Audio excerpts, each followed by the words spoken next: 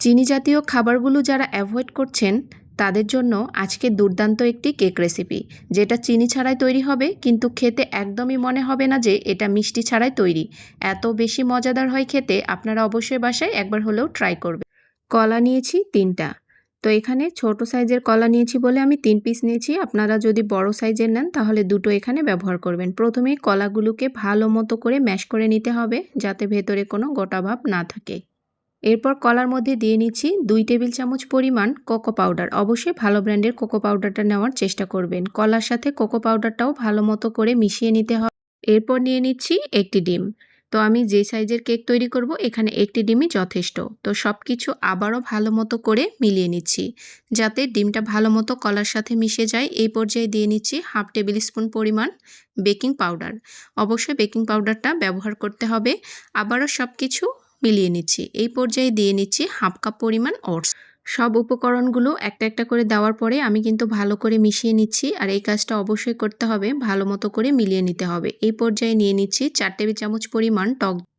আবারও সব কিছু ভালো করে মিলিয়ে নিচ্ছি। তো দেখেই বুঝতে পারছেন মিক্সচারটা আমি একটা একটা করে উপকরণ দিয়ে ভালো করে মিলিয়ে এখন আমি কিছু ড্রাই ফ্রুট নিয়েছি, আর এটাই মিষ্টির কাজ করবে। এই জন্য এখানে খেজুরটা অবশ্যই ব্যবহার করতে হবে। এখানে 5-6টি খেজুর নিয়েছি কিশমিশ, কাঠবাদাম আর কিছু কুমড়োর বীজ।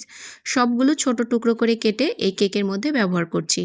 এটাই কারণে মিষ্টিটা কিন্তু একদম কেকের মধ্যে পারফেক্ট হবে, বুঝতেই পারবেন না যে এটা চিনি ছাড়া তৈরি। সবগুলো উপকরণ একটি মোল্ডের মধ্যে ঢেলে নিচ্ছি।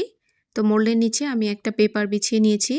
অবশ্যই এটা দেওয়ার চেষ্টা করবেন। এখন কেকটাকে একটা কাঁটা চামচের সাহায্যে সবগুলো উপকরণ চারিদিক থেকে একটু ছড়িয়ে নিতে হবে। তো কেকের ব্যাটার একদম রেডি। এখন এটাকে আমি বেক করে নেব। তো চুলায় বেক করে নিচ্ছি। আপনারা চাইলে এটাকে চুলায় বেক করে নিতে পারেন।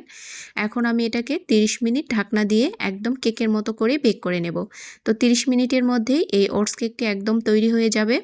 তো 30 মিনিট বাদেই ফিরে আসছি। 30 মিনিট পরে ফিরে এসেছি, দেখুন কেকটা একদম রেডি হয়ে গেছে। একটা কাঠি দিয়ে আমি চেক করে নিচ্ছি, ভেতর থেকে একদম ক্লিন বেরিয়ে আসছে কেকটা হয়ে।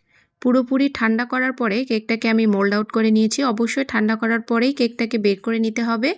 এখন আমি কেকটাকে আরও সুন্দর করার জন্য এর উপরে দিয়ে নিচ্ছি ডার্ক চকলেট।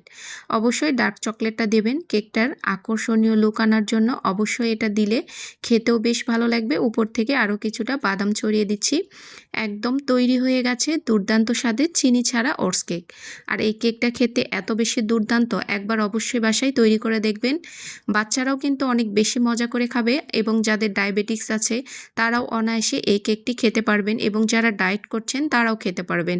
তো দুর্দান্ত এই মজাদার কেকটি বাসায় তৈরি করে কেমন হয়েছে অবশ্যই কমেন্টস করে জানাবেন। আর রেসিপিটি ভালো লাগলে শেয়ার করে রেখে দেবেন। আল্লাহ হাফেজ।